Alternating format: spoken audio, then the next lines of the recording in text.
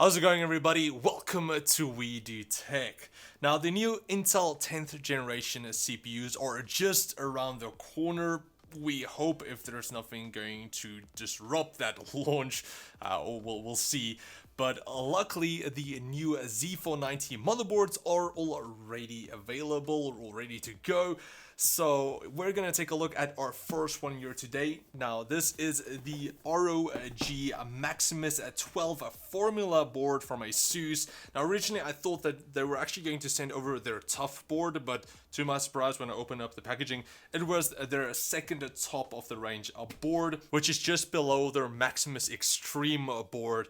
So yeah, we got one of the big boys here today. Now firstly, this is just going to be an unboxing, and then later on, once I actually get my hands on some CPUs, which hopefully Asus will also send over, we're gonna do a full review and check out this board entirely. Now first up, pricing wise, the board is retailing currently on pre-order for around $500, or here in South Africa it's going for 13,300 Rand. So it's one of the best motherboards on the market for the Z490 platform. So yeah, you're gonna pay a bit more for that. But anyway, let's quickly open it up and see what we get.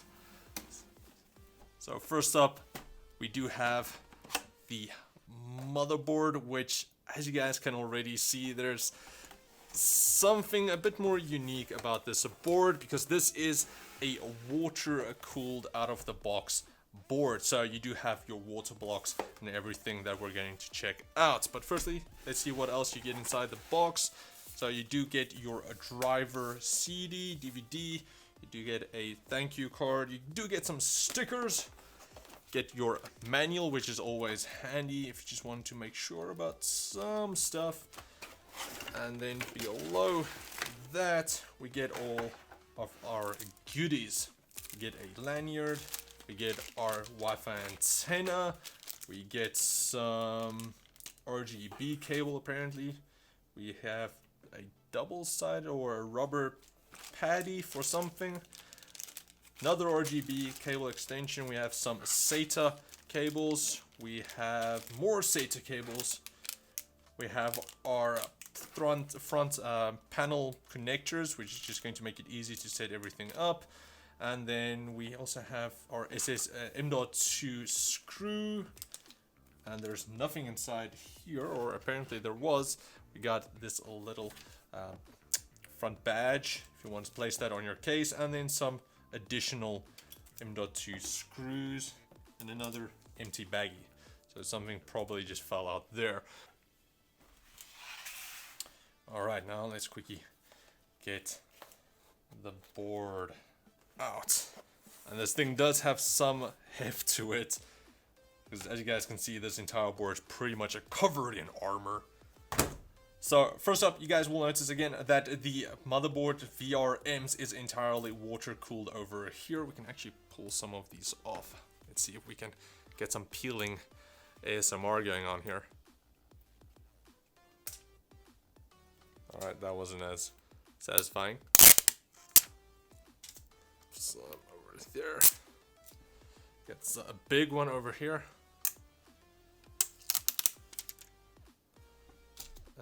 Another big one.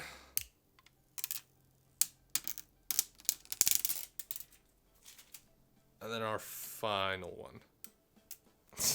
Now, first up, let's quickly talk about the entire new 10th generation CPUs, because there are going to be a bunch of them, and we also saw that there's going to be a few with integrated GPU and without, so the F range, but you still get your K range again, which is going to go for overclocking, and you're most likely going to go for the i9 10900K if you are going to go for this board, of course, because you are going to want to overclock it to its maximum.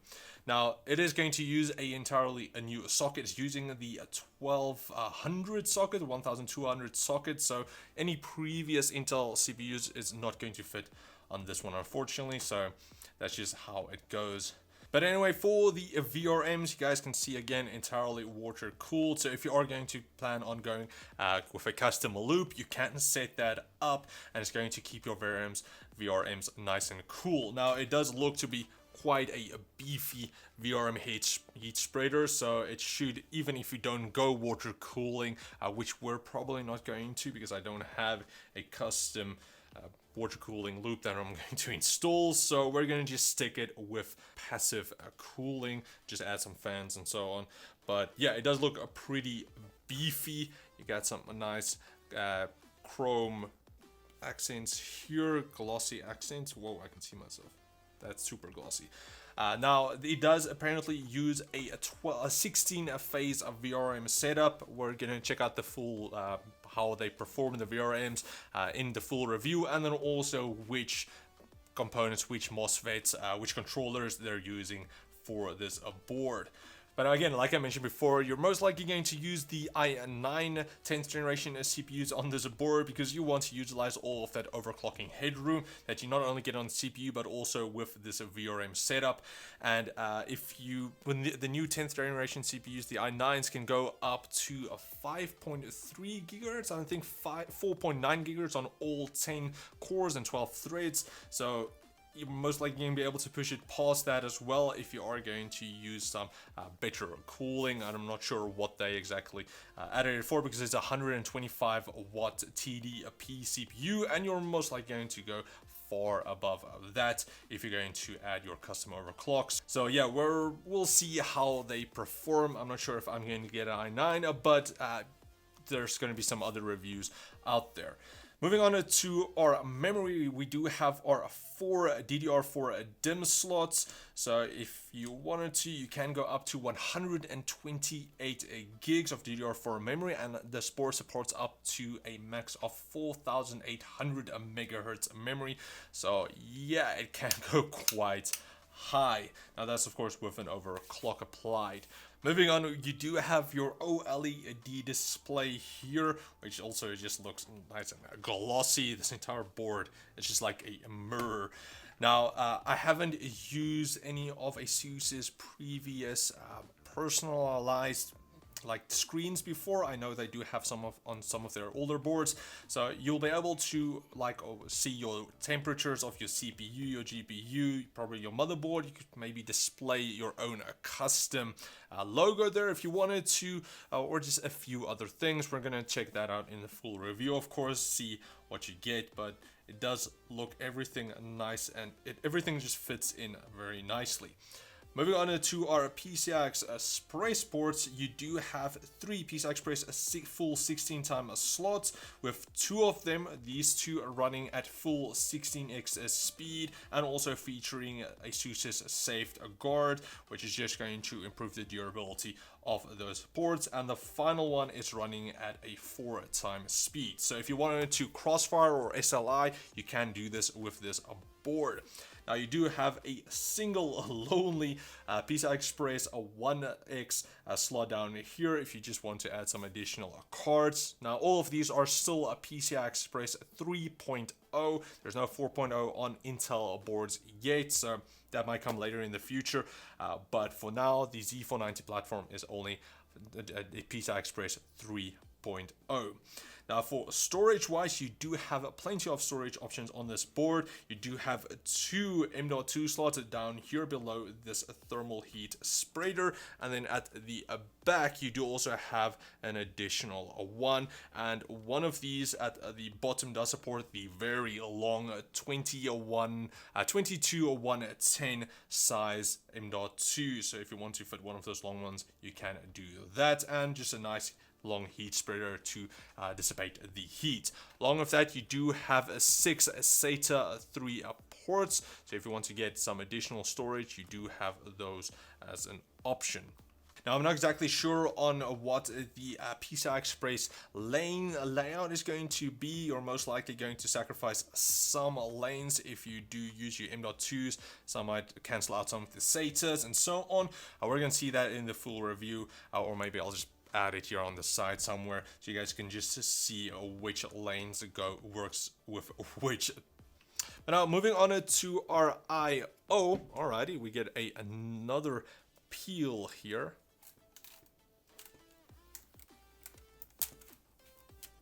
There we go. So you do have plenty of of I/O here at the back. You do have your integrated I/O shield, which is always handy, and then you do have your BIOS flashback and clear CMOS buttons. You do have 6 USB 3.2 Gen 1 Type A ports. You have your PS2 combo port for mouse and keyboard if you still want to use that, and then you get 4 USB 3.0 Gen 2 10 gigabits per second ports, with one of them being Type C.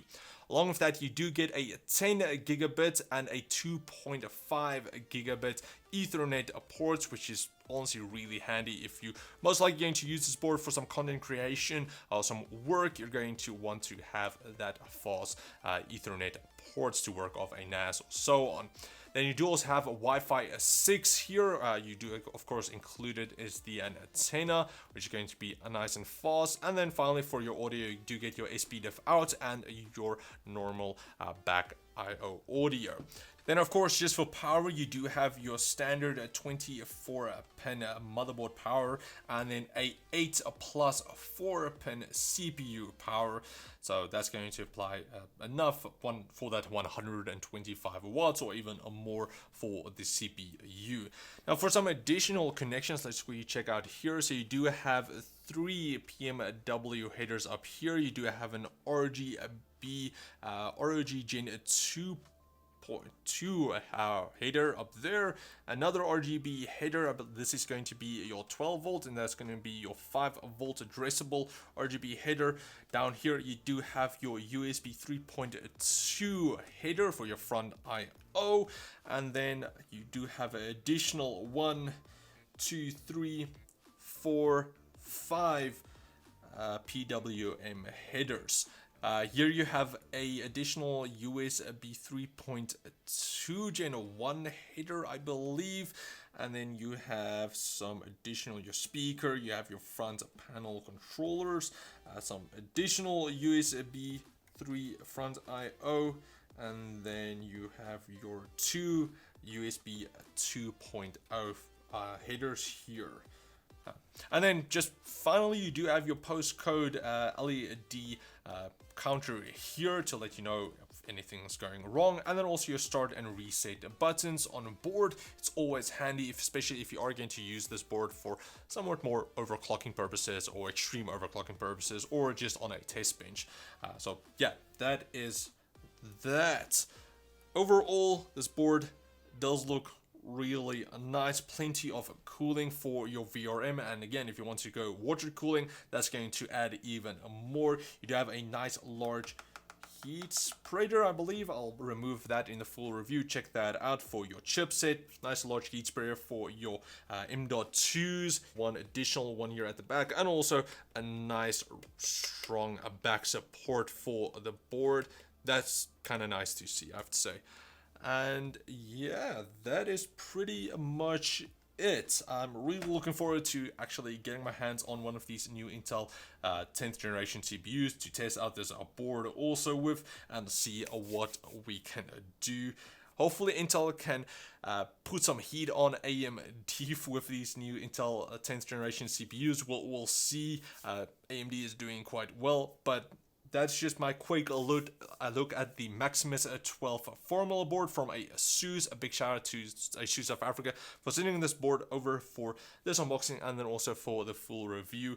So subscribe, push that notification bell off. That's for when the full review for the board and possibly a CPU is coming out. So yeah, big thanks to you guys. If you enjoyed, please like, share, comment like always, and then I will check all of you next time. Cheers, guys.